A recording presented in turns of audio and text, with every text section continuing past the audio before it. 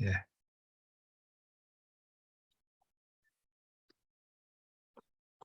And you want to actually start the slideshow, Andy?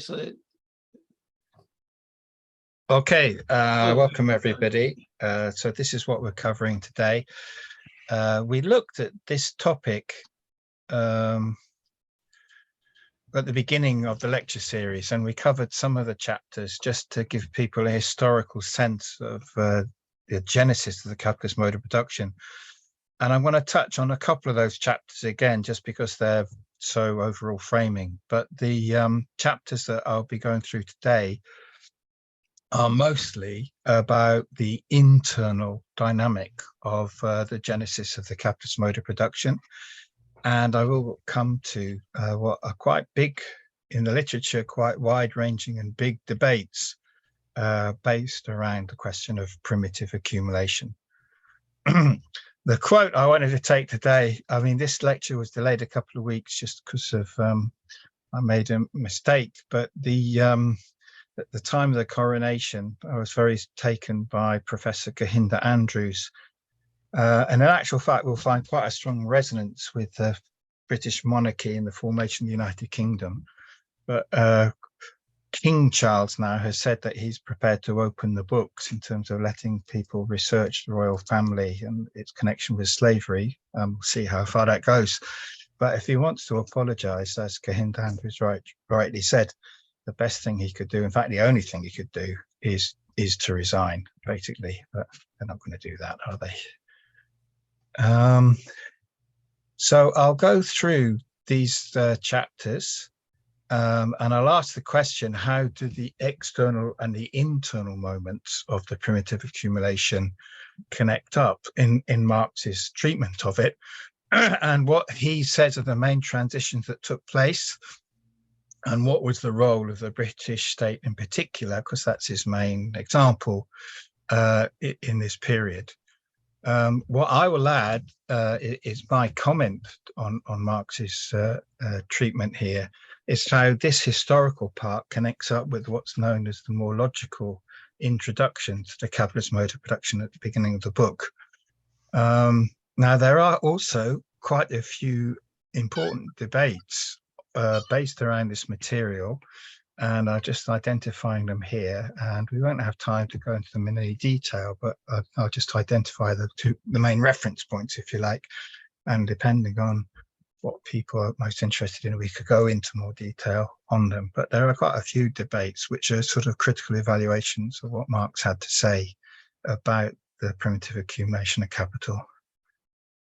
Okay, so you would have seen this diagram before, which is an overview of the 3 volumes. So each horizontal row is a volume of capital, and I bring it in the sort of a tripartite or 3-section thing, because there's quite a lot of movement similarities vertically as well, which I've pointed out before, especially this one, which is looking at the totality of the capitalist mode of production from 3 different perspectives. Okay, so what we're going to be looking at now is this historical part of the genesis of the capitalist mode of production. And of course, what Marx is doing, he's looking at this really from the point of view of the result. And the result is the creation of a class relation between capital and labour, with free, inverted commas, wage labour on the one hand, and accumulating capital on the other. Now, in my reading of this, it's quite interesting to compare this later section with the earlier sections. And I think that Marx is quite explicit about the link back when he's setting up the accumulation of capital in chapters 23 and 24. He explicitly refers back to how he set up the movement of capital at the beginning, in particular this idea of the sort of if you want to get the idea of what capital is, moving through circulation with money, then commodities are purchased, then more commodities are sold, and more money at the end. And this sort of very formulaic expression of captures what capital is all about, which is the expansion of its own value. Now, that's a theoretical abstraction. What I think is, in doing this theoretical abstraction, which I think is perfectly justified, by the way, in and of itself, But in fact, I think Marx narrows down something, which is he narrows it down actually in two senses. The first of all, he narrows down, and it doesn't spell it out fully, but it is there in the text, right? Because when he looked at it historically, merchants' capital and usury play a very important role in the genesis of capital. But when he looks at it in terms of the beginning of capital in a sort of like a more deductive sense, he focuses on industrial capital, because industrial capital is the capital which directly exploits labor. And so there's a quite legitimate move, but it's also important to bring out what is missed in that move. And in this narrowing down, what Marx also does is he misses out from the logical account material which is there in the historical account about colonial forms of exploitation, in particular slavery, but not only slavery, other forms of subjugated labor, which were also part of the accumulation of capital before, if you like, the industrialization of capital. And so that's a thing I want to point out, and I'll come back to it because I find it quite an important commentary on Marx, actually. We looked at, this is looking again at chapter 26, because we looked at it before. So, I mean, this is just Marx explaining what he's doing in this part 8, which is he's looking at where capital, before capital becomes a self-sustaining system, what is it that was its, if like its own, what was it based in the first place? And he's very strongly emphasizes that in the actual history, it was a very bloody history, right? A lot of violence in terms of certainly the colonial slide, but as we'll see, not only in colonial terms, but inside the countries, again, England, there was a lot of violence against the labouring poor, against the labouring population. And this quote is also important for something which I want to bring out, which is, in general terms and very schematically, it said that, you know, capitalism comes after feudalism. But what we'll see time and time again, actually, when you read these with any care, is it's actually capitalism emerges from the dissolution of feudalism. And that's quite an important qualifier in my view, because the means of the transition wasn't directly from serfdom to wage labor. In most of the cases that Marx actually gives, in the dissolution of serfdom gave rise to a peasantry. And it was the peasantry who were expropriated in the formation of capitalist social relations. Okay, so there we are. So he grown out of the economic structure of feudal society, the dissolution of the latter set free elements of the former. Okay. And that's what gave rise to the worker and the capitalist. Now, this is quite important as well.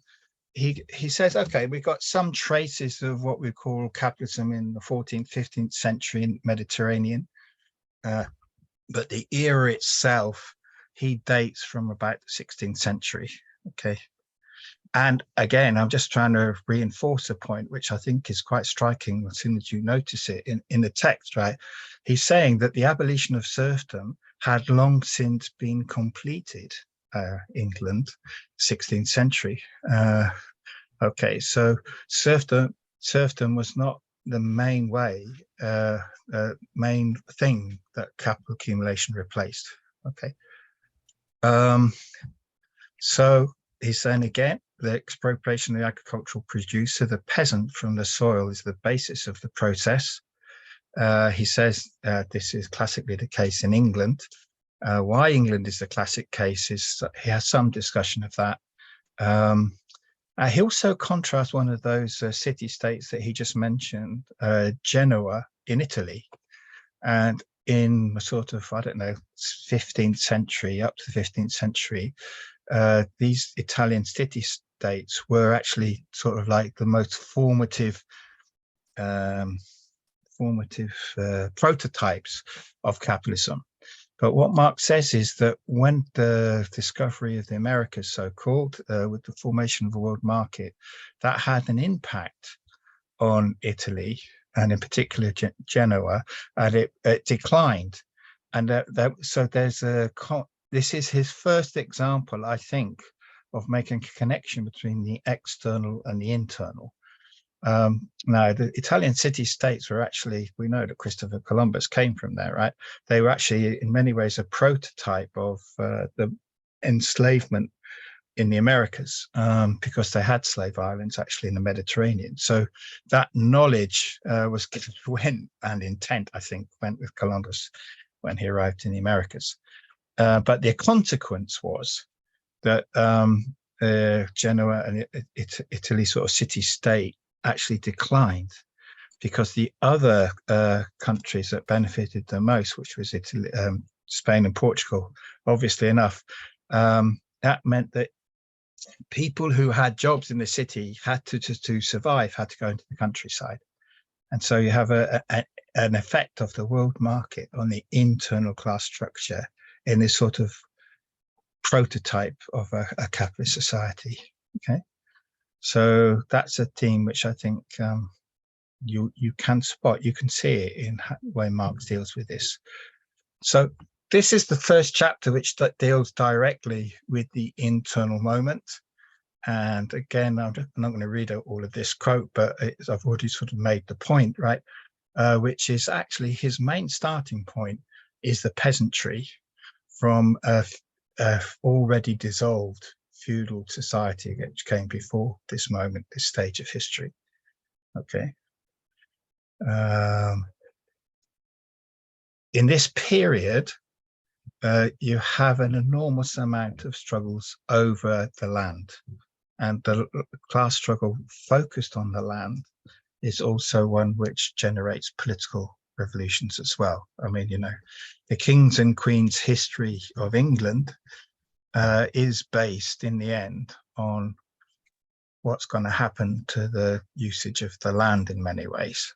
So what you have is a new nobility, which is not the feudal landowners anymore, but it's like a new oligarchy, is what Marx is actually beginning to document from this.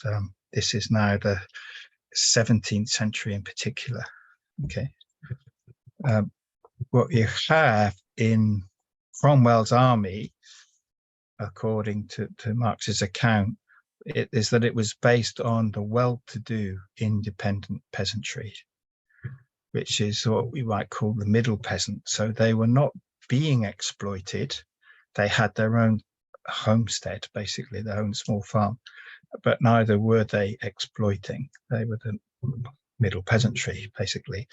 And so classically, we've seen time and time again that this middle situation can develop in one way or another. They can become rich and become proto-capitalists themselves, or they can fall into a sort of a landless category and become exploited.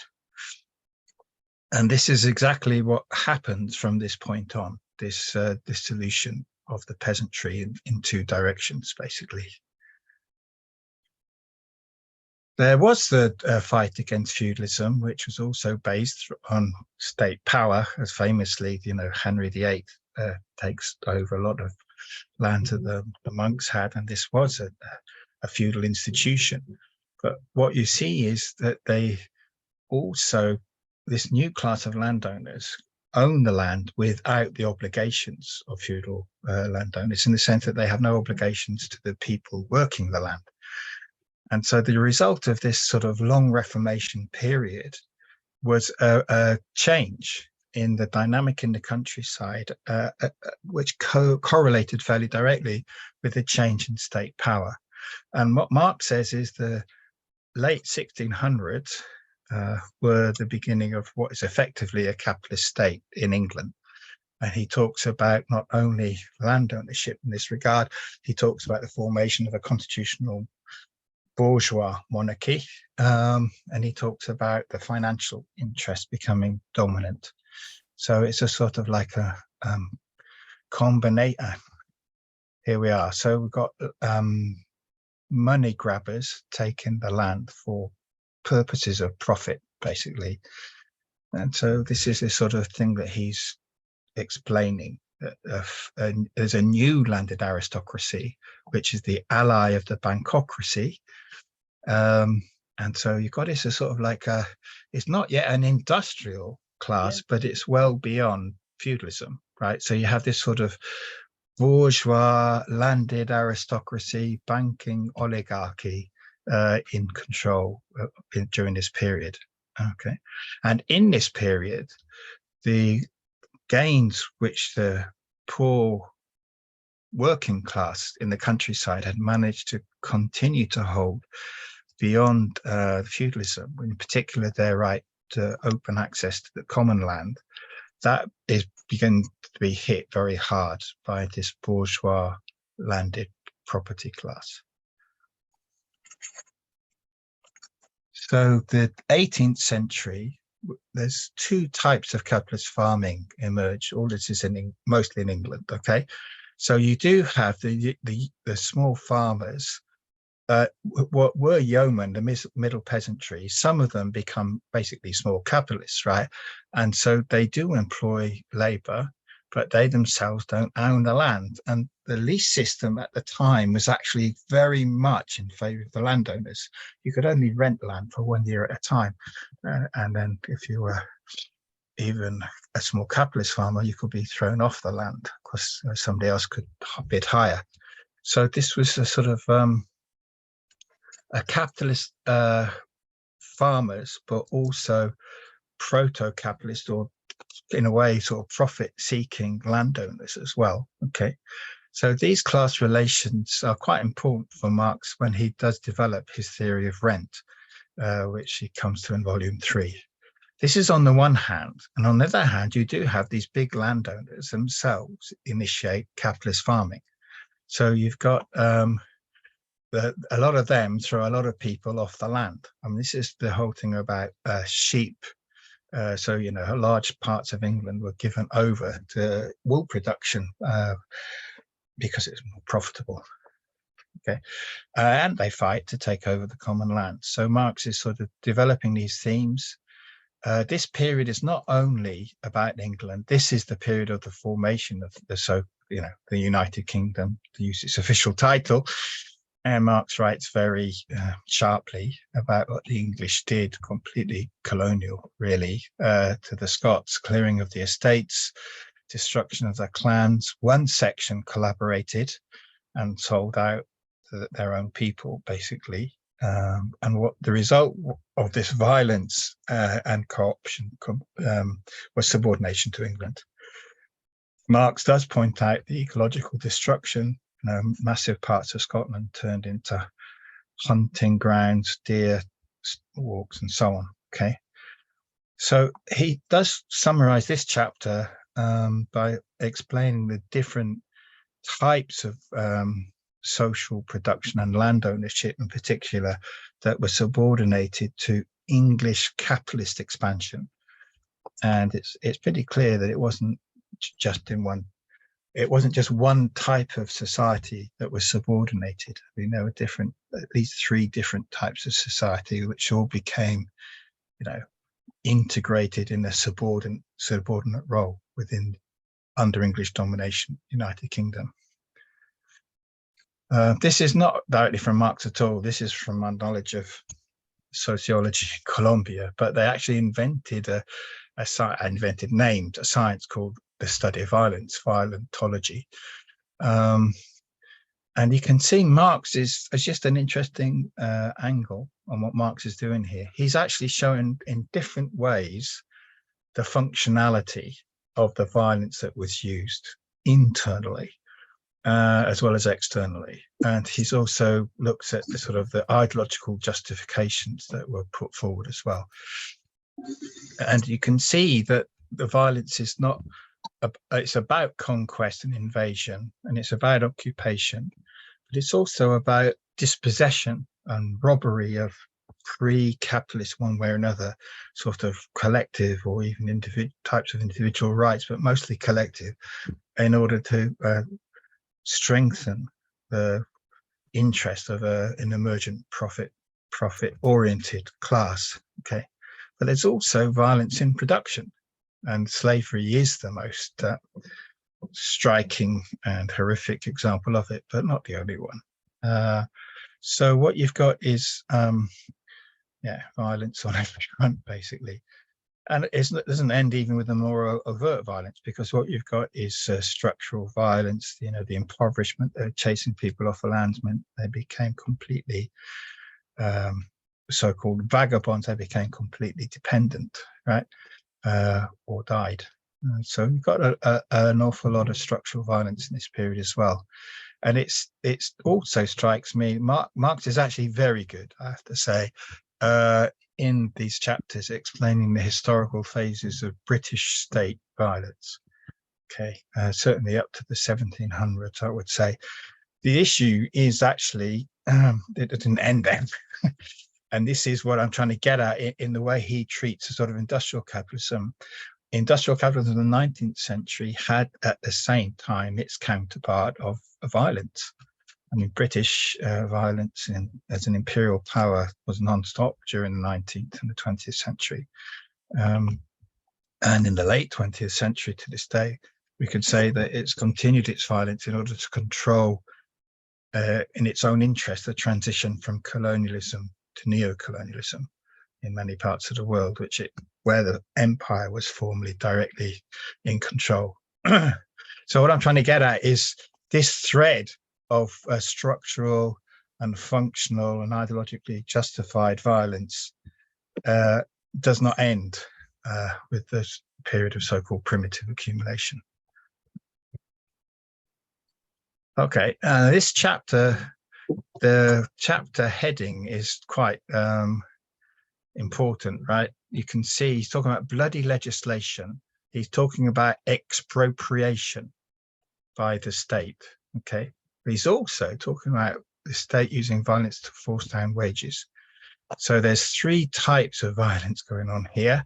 He's already covered in chapter 10 of volume 1, this sort of accounts he gives of how people were forced to work a longer working day as part of the emergence of capitalist mode of production.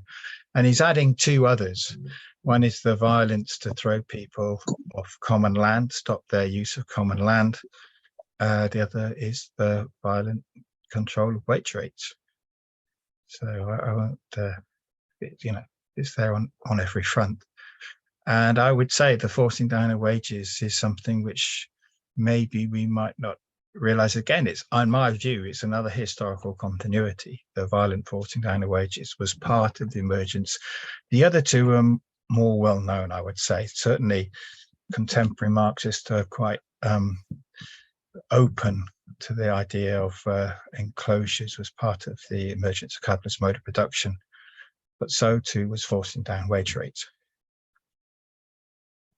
Marx explains in this period that the emergence of capitalists was based on a very high degree of labor compared to investment in machinery and raw materials. The productivity of labor was still not going through that so-called takeoff period of industrialization. So an awful lot of capital, when it was invested, would have to be invested in the workforce rather than machinery and raw materials. So that's a thing he brings out. Again, this is quite important. This is like understanding his starting point, okay, for when the capitalist mode of production takes over as such, okay. But he's also, this is of contemporary relevance, right? Because when a large portion of the capital invested goes on wage labor, and capital is particularly interested in controlling the cost of wage labor, even much more so than if it's a small portion, because its profitability is so dependent on controlling that cost. So he's talking about how the demand for wage labor grew rapidly. Okay. Now, the other thing is, of course, is the focus on the state a little bit. We've talked about these things. He just brings them into focus from the role of the state and how the state starts to push down wages as manufacture emerges. Okay. The manufacturers themselves were able to control the wage level. So the state's role became slightly less significant. Okay, what the state had done in place of that is have laws against trade union organization. So it came to the aid of the emerging manufacturing class in a different way, which was to effectively make it subject to quite severe punishment, like being sent across the other side of the world and so on, for trying to organize a trade union. Okay, this is a significant chapter, I think, because, of course, the capitalist farmer emerges in this period. Marx asks the question, where did the capitalists come from? And he says it's quite a very slow process, okay? And he says this thing of the sort of from above, there's a lot of expropriation of the peasantry who had a toehold on the land from these big landed estates, expanding themselves and turning themselves into sheep walks and sort of production for profit. And so this took place over centuries. But he says it starts slowly and then it accelerates. It gets a lot quicker in this 17th century in particular. And there is an interesting point that he brings out. Again, this is a point which connects the external with the internal. This would have been about the 16th century, I think, in fact, right? And it so happens that the costs of the farmers were set against, they had two main costs, right? One was the rent and the other was wages, right? And those costs were held down, whereas their income rose. So they were able, just because of the discovery of metals in the Americas, and not only discovery is the wrong word, but the robbery of precious metals in the Americas, this in effect was a form of, in effect, inflation. So what you accept in the price of what the commodities the farmers were producing. So their leaseholds and their wages were held down while they were able to get much higher prices on what they sold. And so he's saying basically this circumstance accelerated the emergence of a class of capitalist farmers by the end of the 16th century. So we had this slight prototype with city-state Genoa and class relations there in Marx's sort of very brief account of it. This is a fuller account, but he's saying again that the colonial conquest of the Americas actually led to a class differentiation in England due to the monetary effects. Okay, chapter 30, he's now looking at how the agricultural revolution and the beginning of industry began to sort of feed off each other. While manufacturing was small, there wasn't much, if you like, a positive feedback loop. But in both cases, once capitalist relations began to take off and capitalist farmers began to become much more significant, they created a home market for capital. And this meant, of course, that a capitalist manufacturer received a stimulus and could supply commodities into the home market. And so they sort of both worked they were both headed in the same direction. And of course, the other thing is the peasantry, which were being expropriated and driven off the land, became the workforce, or the potential workforce for industrial capital. So it's the formation of a labor market, basically.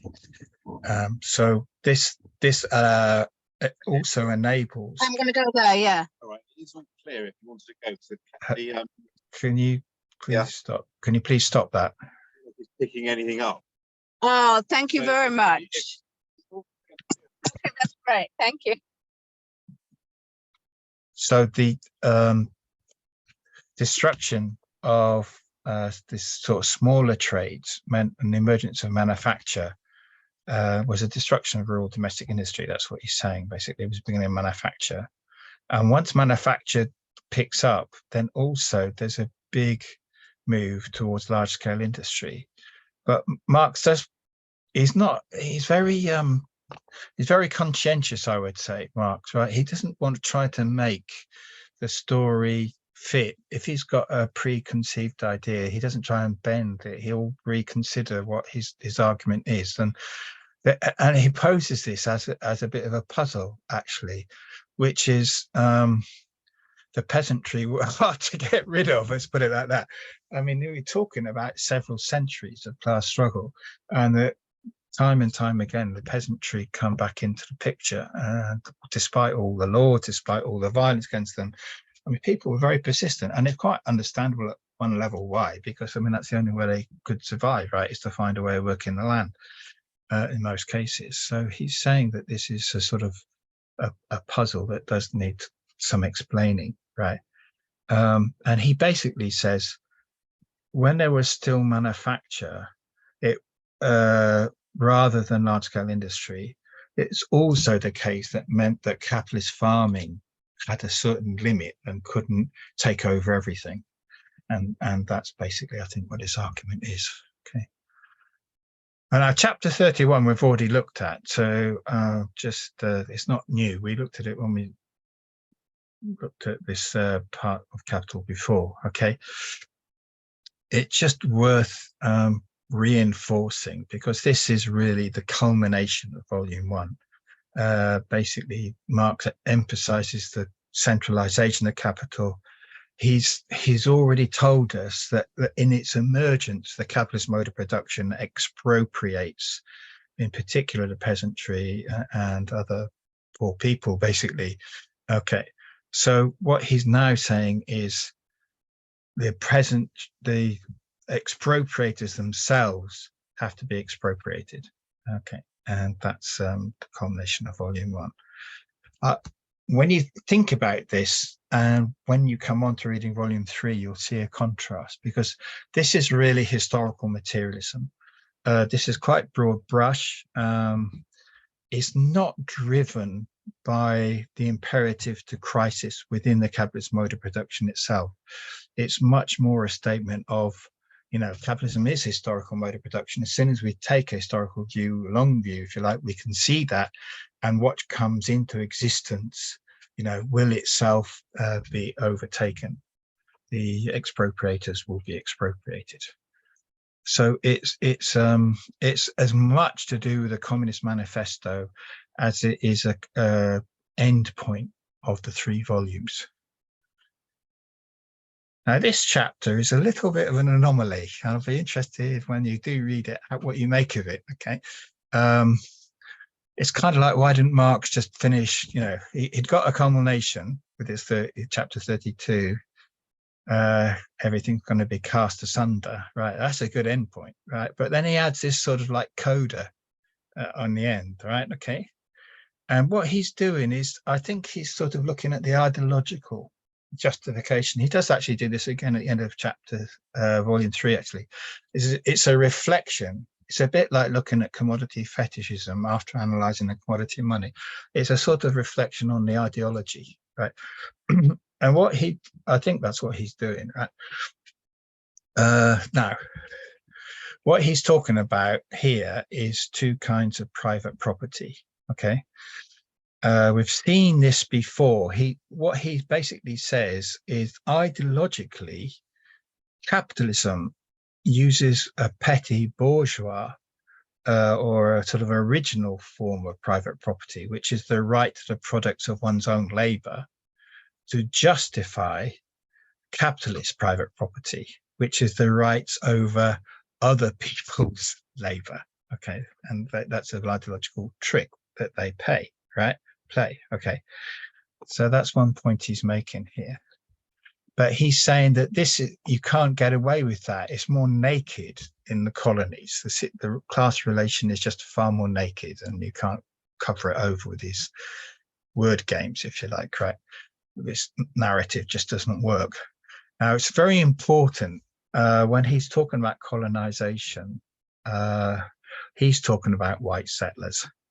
He's talking about supposedly free immigrants going to Australia, Canada, US, and so on, right? Okay, now he says here, the capitalist regime constantly comes up against the obstacle presented by the producer as owner of his own conditions of labor, employs the labor to enrich himself instead of the capitalist. Okay, so what we've had is like 3 or 4 centuries of disciplining people in England, making them work for capital. But in the colonies, as soon as they get the chance, the white settler free immigrants didn't want to work for capital. They wanted to work for themselves, hence the persistence of the peasantry, if you like. Okay. And so this is a contradiction, right? So what happened was, as soon as they got the chance, the immigrants tried to set themselves up as independent farmers, right? But so then what's going to happen? I mean, you can't do that and expect there to be a capitalist production, right? It's not going to, and that was the problem, which was addressed by this guy called Wakefield, right? How to make this influx of white colonizers do their duty and provide surplus labor, okay? And the answer he came up with basically is a policy for the land, okay? He called it systematic colonization. What he's talking about is making sure that the white immigrants couldn't become settler farmers, okay? That they would have to pay enormous amounts of money to the state to have access to the land, okay? So that was basically his solution to the problem, which was adopted in Australia, right? Now, Marx sees in Wakefield's policy and his observations about it something very revealing about the very nature of the capitalist mode of production, right? Which is, it requires there to be laborers with no choice but to sell their labor power to make themselves available for exploitation by capital. Okay, but there's a really, obvious point that Marx misses in his discussion of this, which is whose land was it anyway in the first place? So the indigenous population, the First Nation, the Aboriginal peoples of Australia and New Zealand and Canada and so on, right? US just don't feature in this discussion at all, right? They're invisible, not only to Wakefield, but it has to be recognized to Marx as well, okay?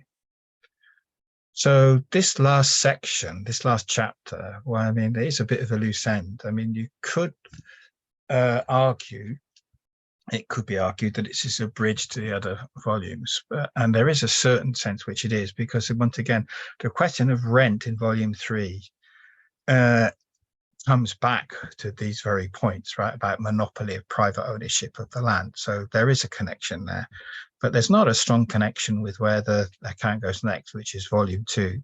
That connection is made in immediate results.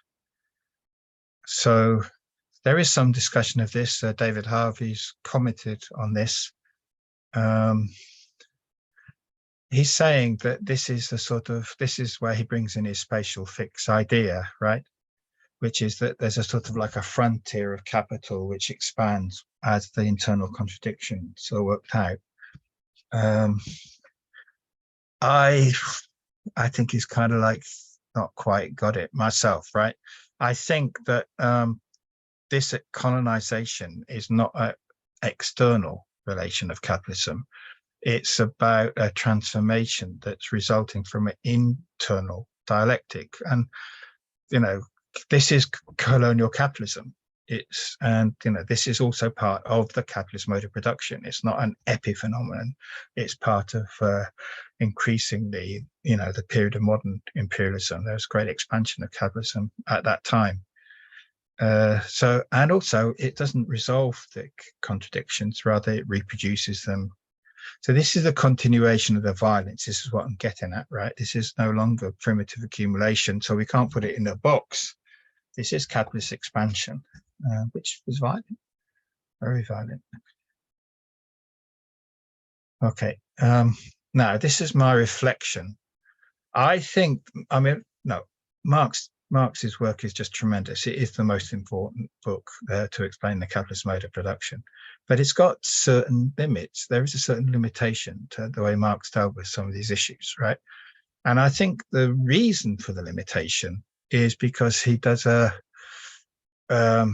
imminent critique of liberal political economy. And in order to do that, he bases his argument on the premise of exchange of equivalents.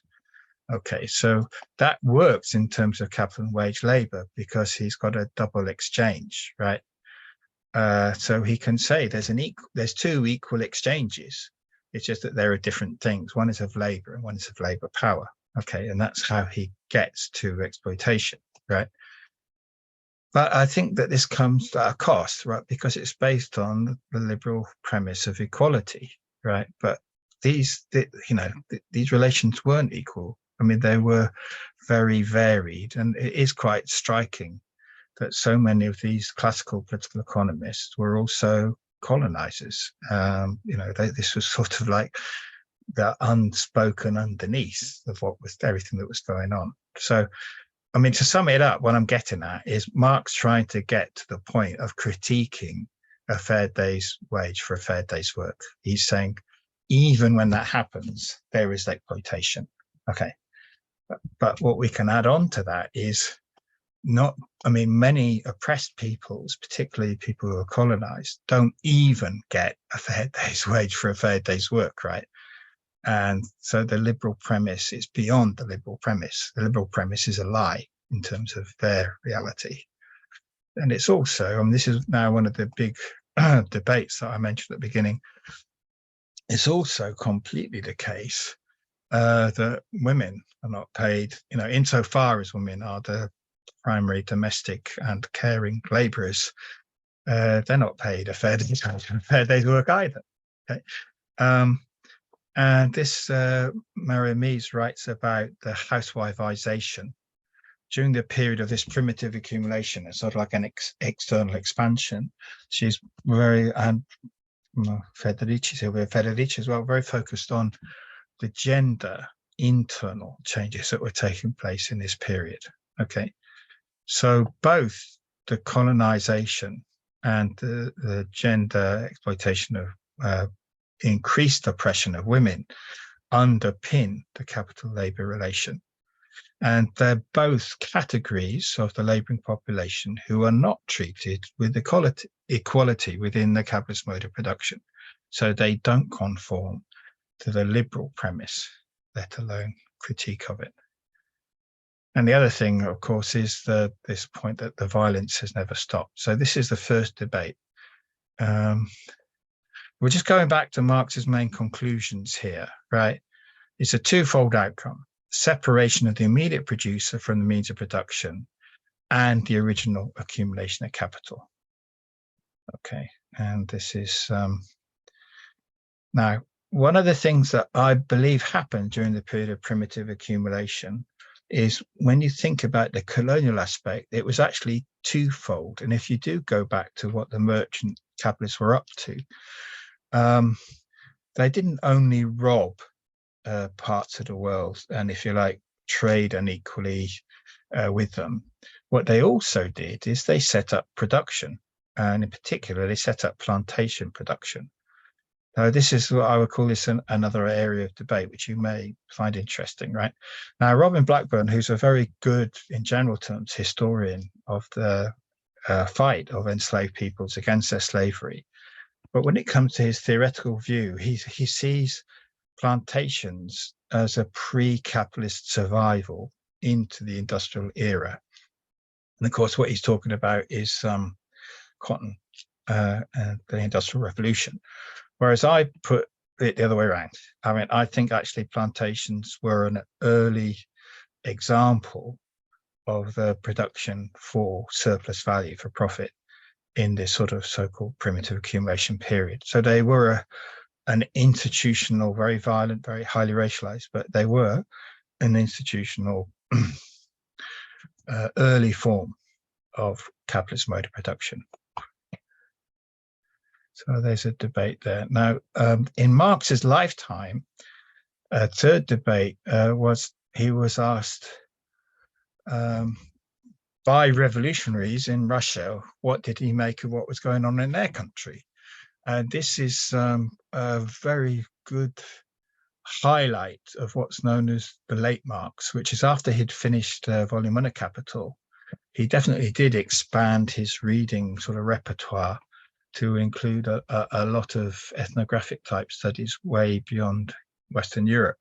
And probably the one that he went most deeply into was the question of land struggle in Russia.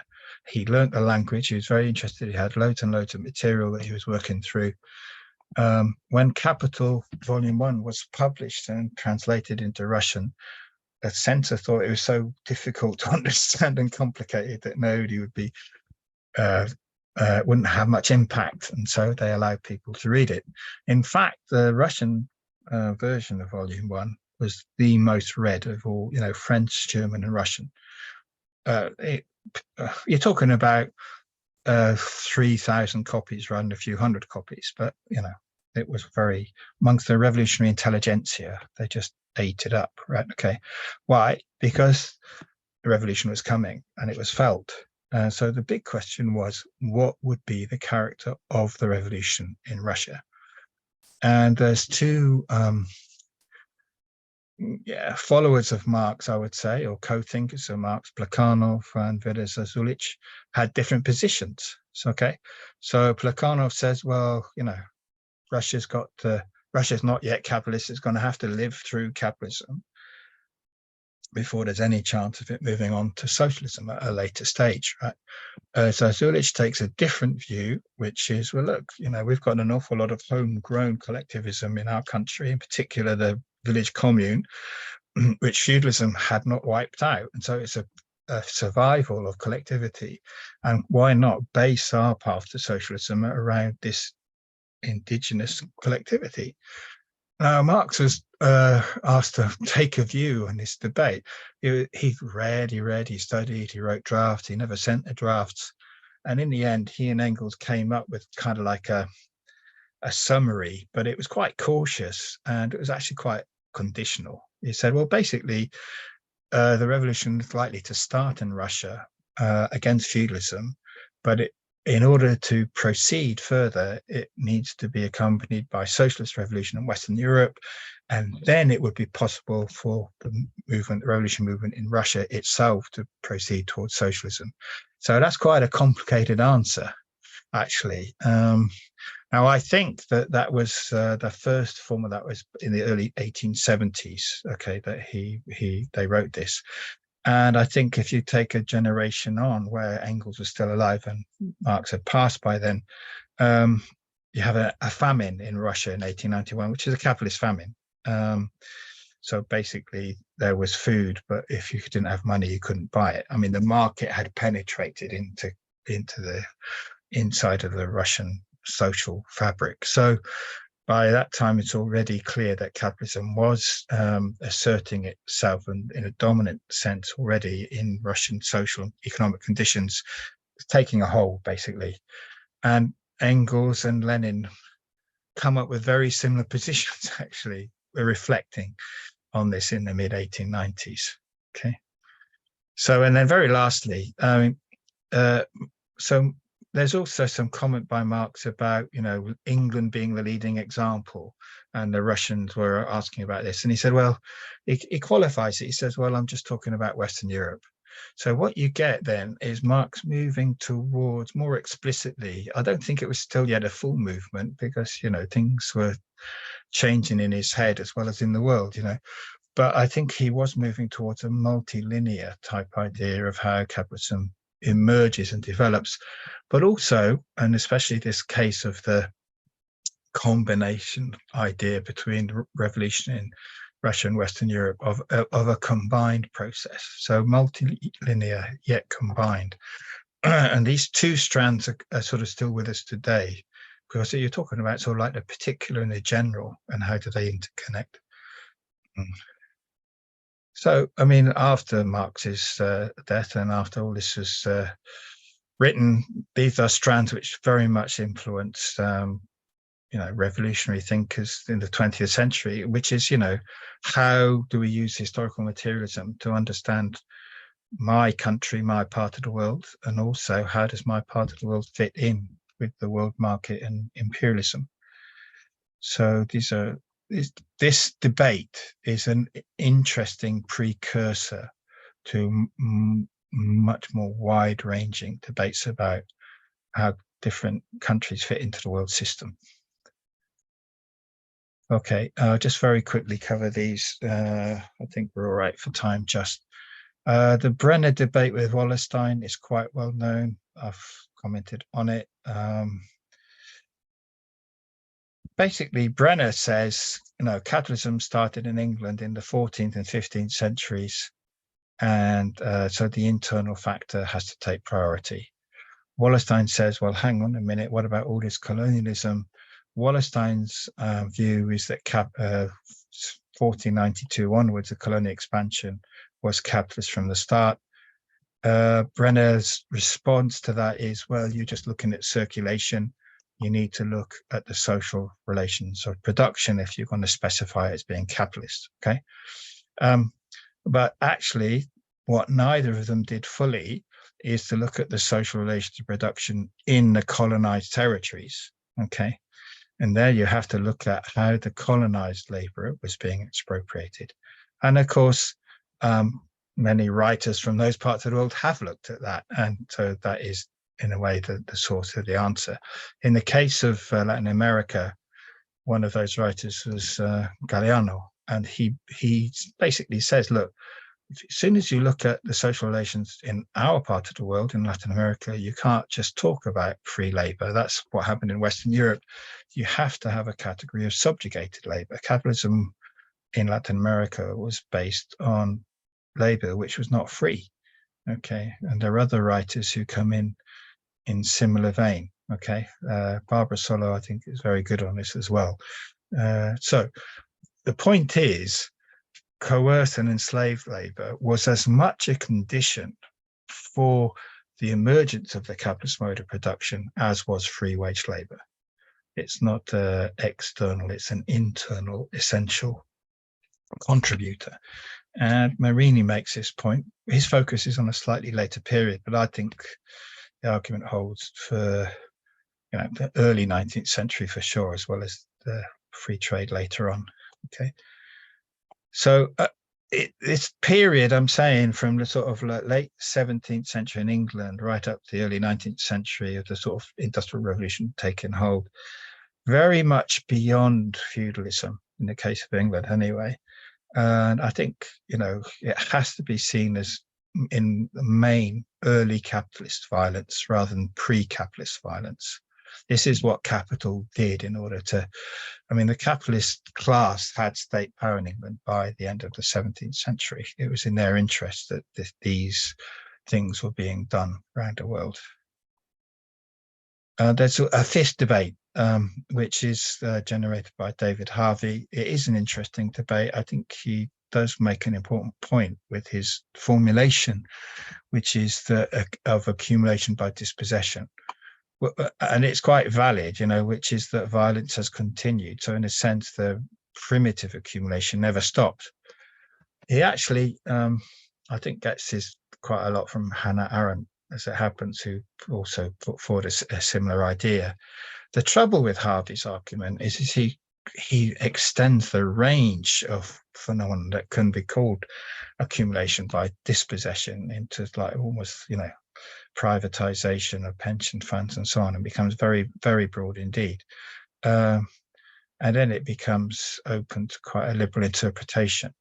But I do think that forced dispossession is a real contemporary feature.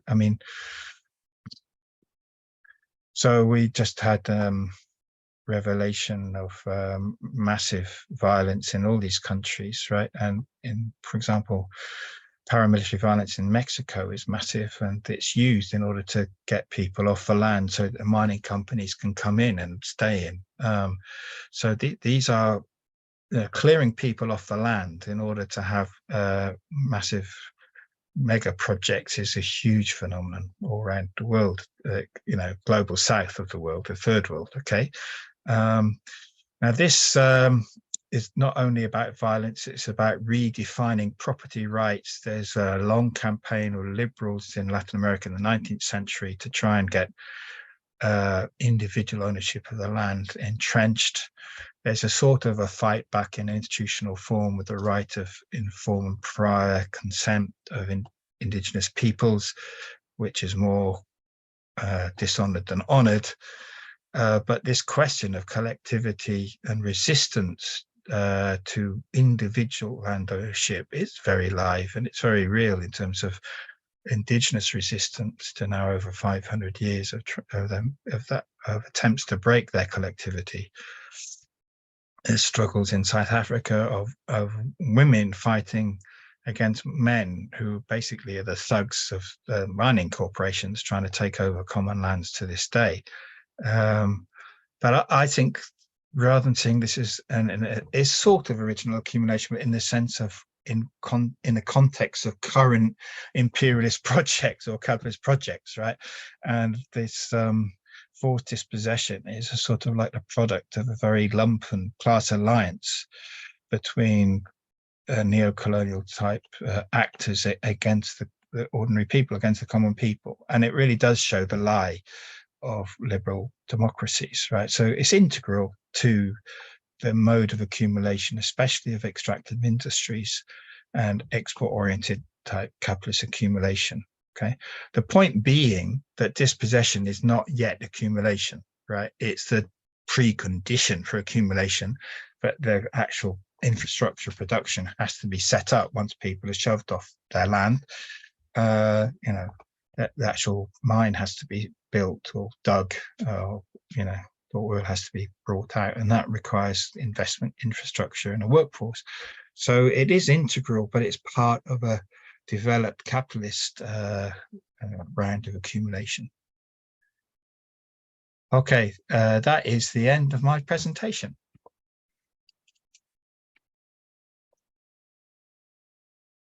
I think we can stop recording. Okay. Could you just could you put the readings up again, Andy? Yeah, sorry, of course. Sorry, They that was flashed away rather quickly. Yeah, no, indeed, you're right. Yeah.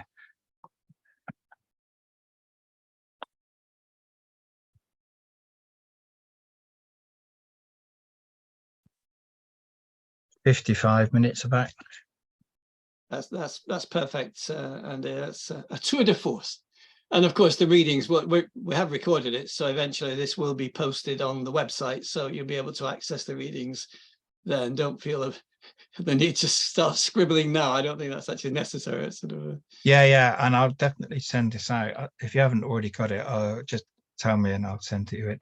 And also, I forgot to say just right at the end, just a plug while we're here on this page. So the last lecture will be on the 5th of June. Yeah. This one is causing me the most grief, I can tell you that now. Yeah. You did really well.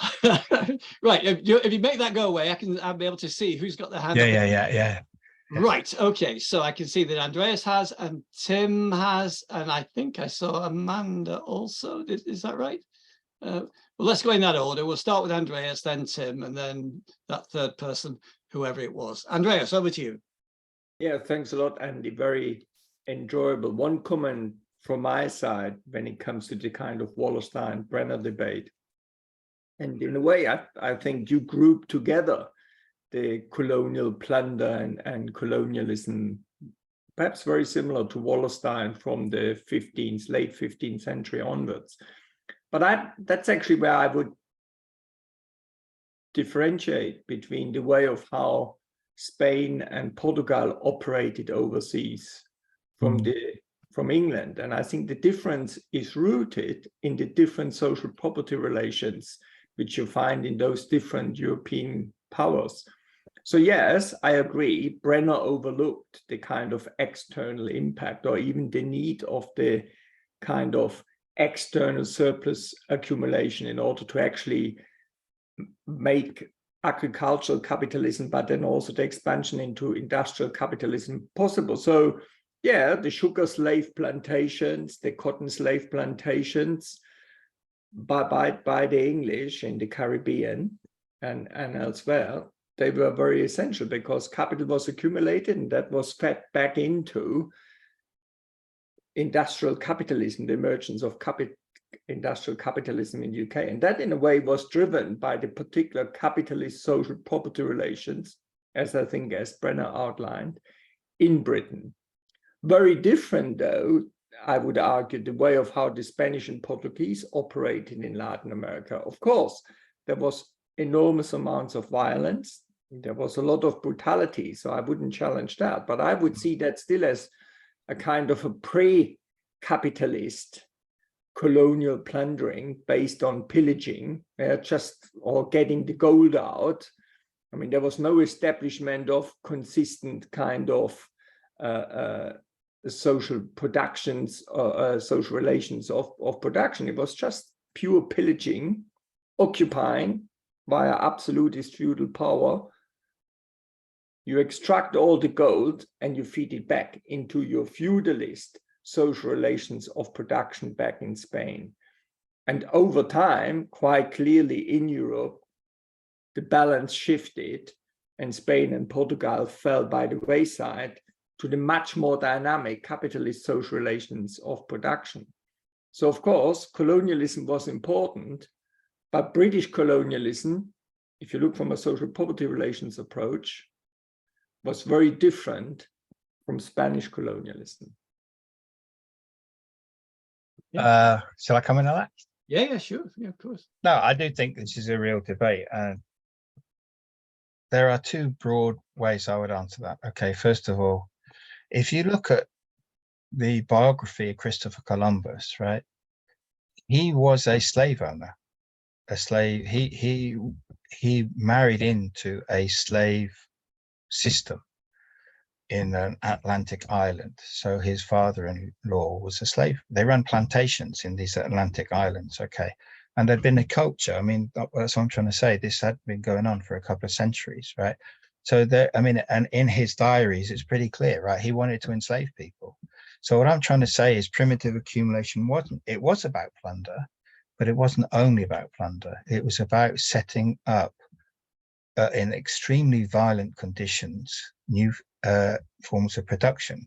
Okay, so if you look at the record, it's just not true. The Spanish Empire, you know, read about or go to, you know, there's a city in the north of Colombia, whose name will come to me in a minute, right? Which had slave pens, right? And it was a seafaring system. They would bring enslaved people from Africa, and then they would send them down the western coast of Latin America, Colombia, and all the states of the Andean region to put enslaved Africans to work in the mines. And so what happened was, I mean, there are phases to this, and I do accept that England was different to Spain and Portugal. But what you had is, like, within the decrepit, dissolving, decadent feudal society, you had this thrusting merchant class, and they were merchant capitalists. They did all this to make money, yeah?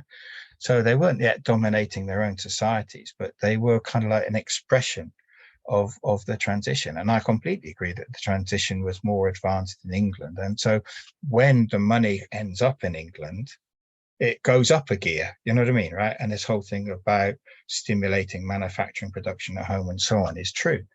But it's kind of like a tautology. If you define, as Brenner does, capitalism is wage labor, then none of this is capitalist, right?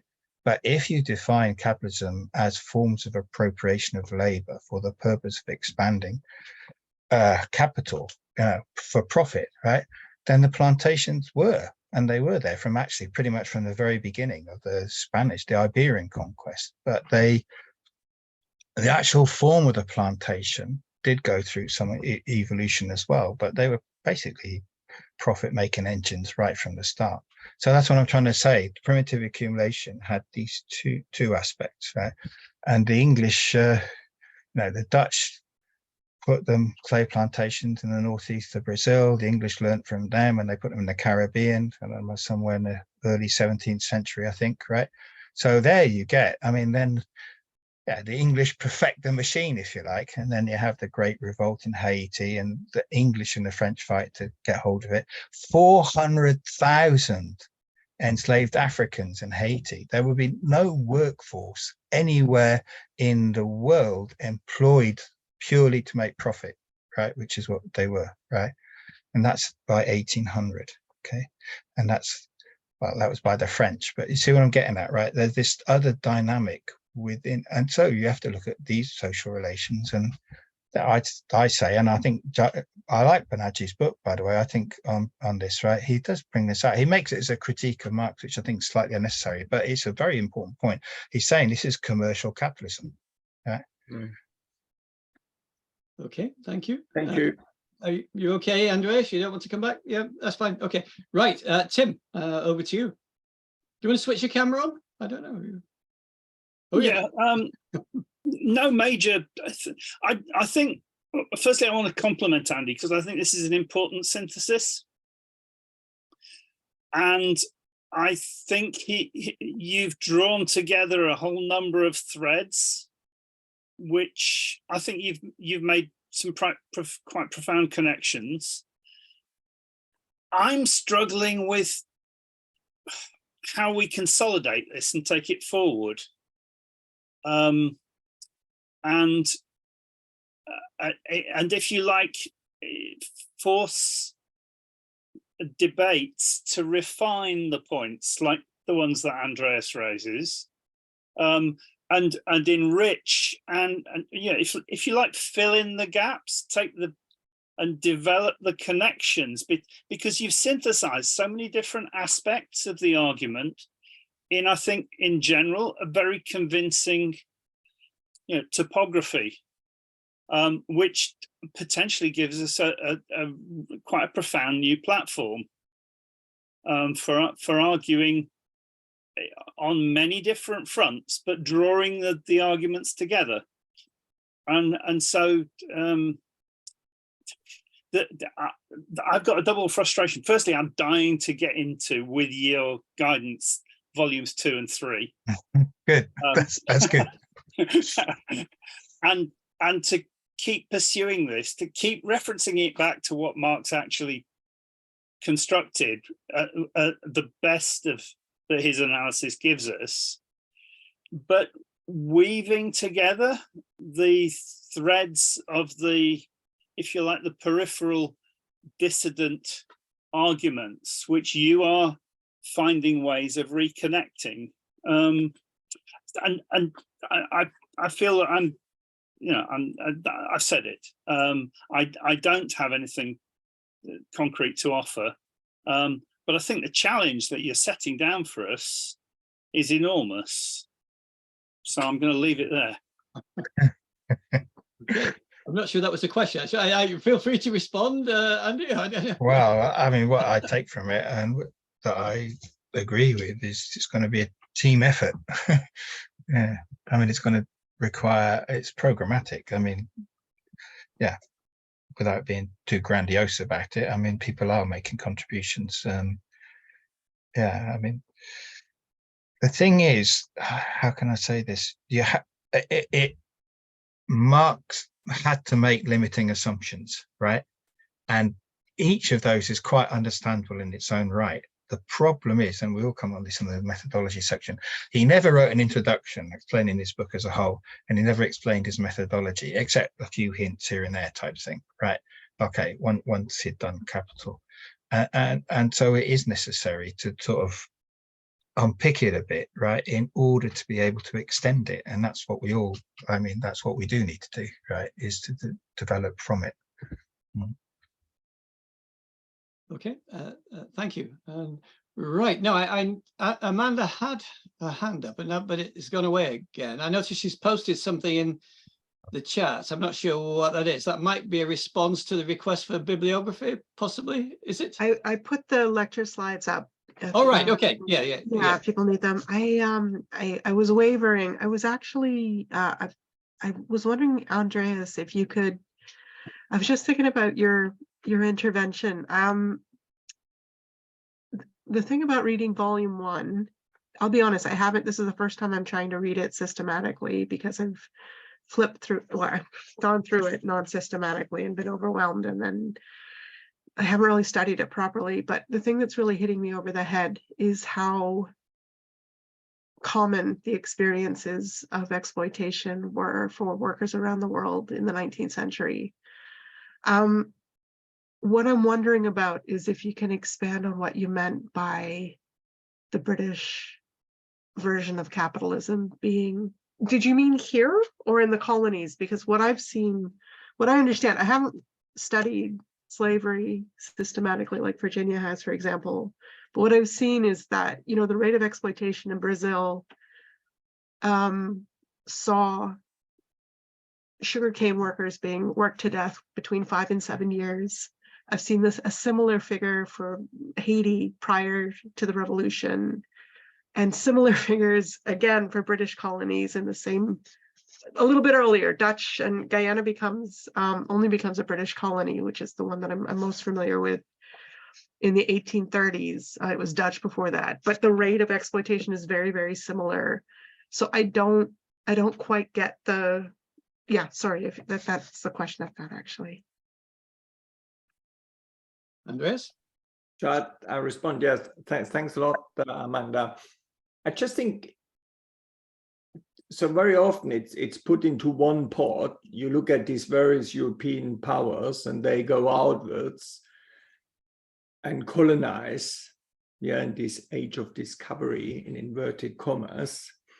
And it's all thrown into one pot, basically. And I think, of course, at first sight, it looks very similar. Utter violence, absolutely, no question, utter violence. But nonetheless, I think the different European powers, if you look at the social poverty relations, were very different. And at that stage in England, Britain, you already had that start of the peasants being driven off their land, as also Andy, you've mentioned today. And I would just say that engendered very different kind of structuring conditions from the situation in Spain, for example, where you had still a feudalist society. And the Spanish, they went to Latin America, very brutal extinction. The indigenous people were basically on the genocide. And then they also had to bring in slaves from Africa in order to work the mines. Mm-hmm. But it was still just purely, mainly, I would say initially at least, in order to siphon off the gold and bring that back to Europe and then finance their European wars. Mm-hmm. Later on then, of course, you also had plantations in the kind of Spanish and Portuguese areas of Latin America. But I think what was produced on these plantations, cotton or so, went actually much more into the mills in England, which had this great demand for it. And they stimulated, for example, a similar kind of cotton production system in Spain. Yeah, then over time, of course, when Britain was moving to more advanced manufacturing, then textile industry developed also elsewhere. And so I just think, yeah, at first sight, the brutality is enormous and is the same, but the underlying dynamics are different due to the different social relations of production in those colonizing powers. And I think it's no surprise that over time, Spain, which was much ahead of Britain, that basically Spain fell by the wayside, yeah, became very insignificant actually in a European context. So I'm not denying the brutality. I just think the dynamics historically were different. And then comes just one final comment. Then comes the 19th century and Latin American countries increasingly independent. Then they are drawn into global capitalism through this British free trade imperialism. And that's then very different from the period when they had been occupied by Spain, I would argue. Yeah. Thank you. Okay, so Radha, I can see your hands up. Yeah, I mean, I just want to just pick up on Andreas's point about the difference between, Spanish and English colonialism and what they did with the loot, if you like. I mean, the violence is undeniable. I don't think there's, any doubt about that. But also the Spanish ended up using all that money in fighting wars in Europe, including against the Netherlands. And whereas England actually put it to use to build factories and investing in the economy and in building capitalism, whereas Netherlands did the same. Whereas Spain spent a hell of a lot of that money from the Americas in fighting all kinds of European wars. And therefore did not have, and this you could say is feudal mindset or necessity or whatever the reason, but they did spend all that money, it diverted it from investments. There are 2 points here. I'm not disputing, and I didn't in my original response, dispute that Spain and Portugal were different to England and Holland, right? Okay, so the impact of the loot was different. Okay, that's true, because it was still a mostly feudal society. What I am disputing, and if I think the point's actually been conceded, but not fully sort of registered, right, which is the violence of Spain and Portugal was also to extract surplus value, right? They set up plantations. They didn't just rob, they set up production relations. They colonized production relations. Okay, they had plantations and they had them for a reason. Okay, so this is not, so where do you put this? Is this feudalism? Is it capitalism? What is it, right? I argue that this is not pre-capitalist. It's the beginnings of the colonial side of capitalism, because it was there to make profit. Okay, and I think that actually England fought wars with the loot as well. The capitalist state from England more developed into capitalism earlier.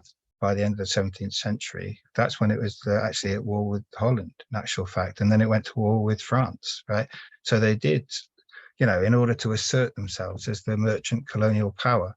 So the issue is not so much industrial capitalism in this sort of 17th, 18th century phase, as the sort of, well, Marx actually does call it a new oligarchy, right, in England, which is the fusion.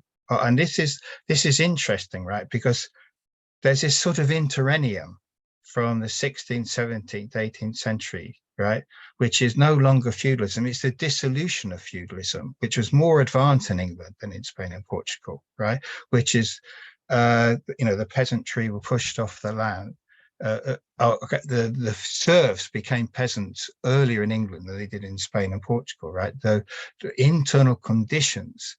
Okay, Brenner is right about that. I mean, sort of factually, he's right. There were class struggles in the countryside of England, which meant that the feudal relations began to break down, right?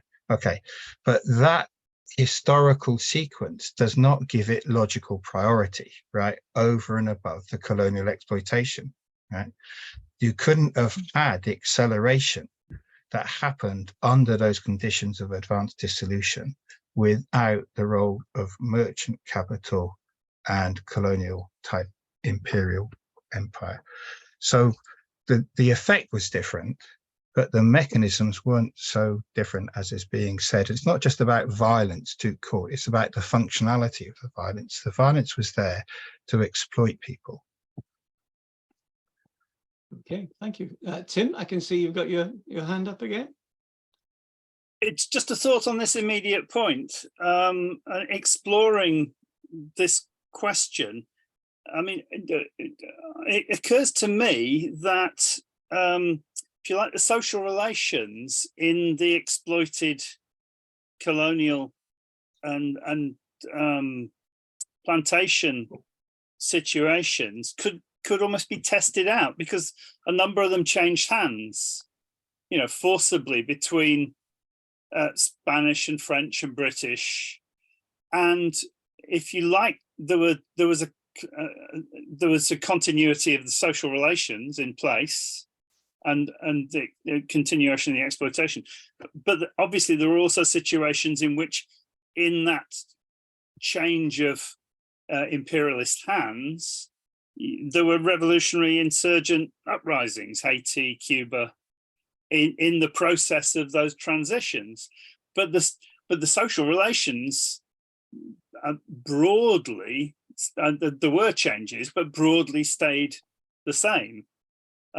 So whichever empire had begun the process, those that took it over and adapted it and extended it. It's just a point as a way of perhaps testing out and exploring whether the differences were substantial over the periods. End of point. Okay, thank you. I've just noticed, actually, I thought I'd stop recording, but I can see from my screen it's still recording. So we might as well carry on now. We were so close to the end. My apologies for that. So I hope that's not causing anybody any problems. Right, so that was Tim, Amanda and Virginia. I can't remember who came up. Shall we have Virginia first and then Amanda? Is that okay? Yeah. Hi, let me do this video. What happened? Now, I'm slightly shaky grounds here because I've only recently sort of read into this, but I'm just curious nonetheless about, in terms of merchant capitalism and Portuguese gold from Atlantic and slavery, how much did they rely on the British buying gold? And also, what about the East India Company buying gold? Okay, thanks. I'm not sure who's going to answer that, Andy or Actually, Amanda. I was actually going to come in on exactly on that right, point. Okay. It's just, I mean, famously, there is this kind of like Protestant Catholic empire kind of cultural. Samuel Huntington, the last thing that he wrote before he died was on this. It's crazy stuff, but part of it is actually rooted in, this kind of criticism of the Spanish and Portuguese empires, which is absolutely true, which is that they didn't invest the loot from Brazil and elsewhere in productive relations at home to start spurring their own industry. Instead, they simply became debtors to the industrial revolutions in sway in England and France and Holland. And Galeano has this wonderful quote that I love teaching with. I just popped it in the quote in the chat, that Brazil so he's reflecting on the gold run in Brazil in the 18th century. And he says that Brazil laid on a bed of gold. It sprouted from the ground like grass. The bankers of England celebrated each new strike as if the gold was theirs, and it was. Lisbon, which produced nothing, sent the gold of Brazil to London in England for loans, fancy clothing, and all the needs of a parasitic life. At the heart of gold's splendor lay Ouro Preto, which is the heart of the gold run in Minas Gerais in the state. And it's really famous. So that relationship of kind of debtor to, this debt relation that actually predates Brazil's nominal independence in 1810 or 1820, I can't remember. But then it becomes, that relation gets reborn in exchange for Britain's recognition of Brazil and Argentina's independence. So there's something, this is really fundamental, and it happens over 200 years, where a lot of not just the means of circulation, but actual capital for industry here actually comes from. It comes from, yes, absolutely violent, some backward means of production that involve over 300 years of enslaved African labor. But this financial relation is I think it's it's discounted a little bit, or underplayed a little bit in the stories of development here. Thank you very much. Before I bring Andreas in, I know she's got his hand up. This talk about gold just reminds me so much of, there are one or two purple passages in Marx, aren't there? I think they're actually from the Contribution to a Critique of Political Economy, which he published in 1859, where he talks about Columbus, gold, he sort of he annexed the planets if he could, and that kind of thing. And also, I think Shakespeare, Timon of Athens, if I remember correctly, Andy will correct me, but I suspect some of these passages found their way into Capital as well. But they are memorable.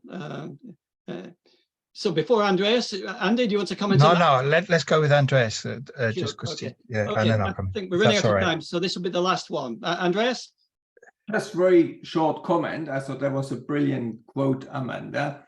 And the only question then is, why did the Spanish not invest in productive capacities unlike the British? And my argument would there be that because of their social relations, not because they didn't think about it or because they were not innovative enough, but my answer would be perhaps it is because of the social relations of production were so different.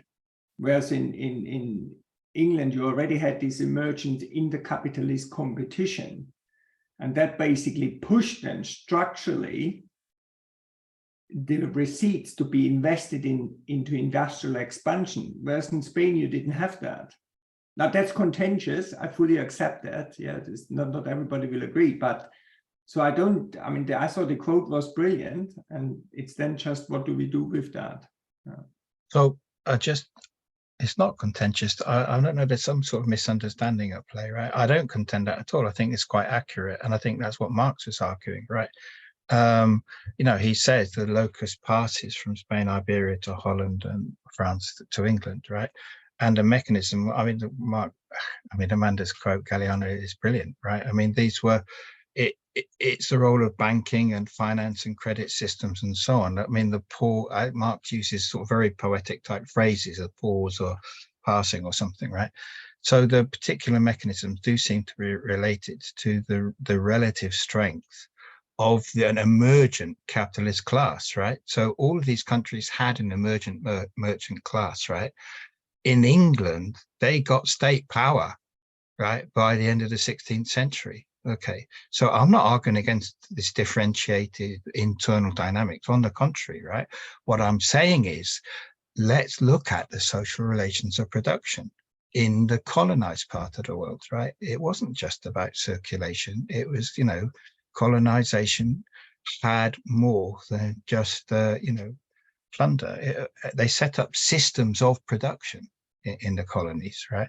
That is quite relevant today. I mean, there's a big debate in Colombia today about, are they still fighting feudalism, believe it or not, right? Because it's, really violent conditions in the countryside. And so, this expansion of capitalism, I don't think was an expansion of, the expansion of Western Europe, right, was neither, in my view, an expansion of feudalism, nor was it an expansion of industrial capitalism. It had its own reality, right, which was a sort of like a violent early capitalism, okay, which had lots of, legacies, if you like, from feudalism. But feudalism had obligations. There were no obligations of the colonizers to the people they conquered at all, right? For example, right? So that's all I'm trying to say. And so I think what rereading this shows is that there was this quite important period of the ending of feudalism and the beginning of capitalism, right? And I suppose my main argument is the main index of this is not industrial capital and wage labor, right? You have to look at all the other forms of capital and the other forms of labor that were involved. Okay, thank you very much. Right, we have, oh, sorry, Virginia, do you want a quick comment then? We've run out of time, so, but go on, and then that will be the last one then. Sure. I would love to hear a lecture at some point on, well, some of the things that Andreas was talking about, but just you mentioned that the United States isn't in this picture quite so, but it would be intriguing to have a discussion of the different stages of development of merchant capitalism and capitalism in England, and how that, I mean, it's a very broad and ridiculous question, but it's important when you're reading about these different countries from the United States, how and why was it different in the United States from Latin America, Australia? I mean, we know some of those answers, but I think it's important to pinpoint some of these things really, because it's a question that comes up in one's mind, Yeah. Thank you. Andy, do you want to respond? Or? Yeah, sorry, there was just one part. I mean, I don't want to be, it's not about correcting people, but Latin America didn't supply cotton. it was they were supplying sugar and other stuff like that. I mean, it's the United States that supplied the cotton, and that comes in the so-called second slavery, was beginning of the 19th century. Okay, so the United States set up a machine for producing bales of cotton, which nobody else could quite compete with. Yeah, basically, it was industrial scale slavery, enslavement. Yeah. So I was thinking of the settling of United States compared to, or the colonies compared to. Yeah. I mean, Brenner's got quite an interesting thesis on that, which I think I largely would agree with. I mean, you know, this whole idea of a triangle. The idea, I'm not sure if it's Brenner, but the idea anyway, right, is, you know, the Northeast was providing. I mean, yeah, there's other writers written about this, right? But basically, there was a commercial trading, Boston-centered, you know, development of capitalism, which fed the Caribbean, you know, which was a sort of like a core of the emergence of the capitalist class in the United States. Okay, thank you very much. Right, now we're going to stop. No more. I've got to go. My stomach feels like my throat's been cut. Okay, we'll thank Andy in the usual manner. See you again. Brilliant. And you said the next one's on the 5th of June, I think, didn't you? Right? Yeah, not so long away. And now I'll finally stop recording, which that was very dozy of me. I do apologize to everybody.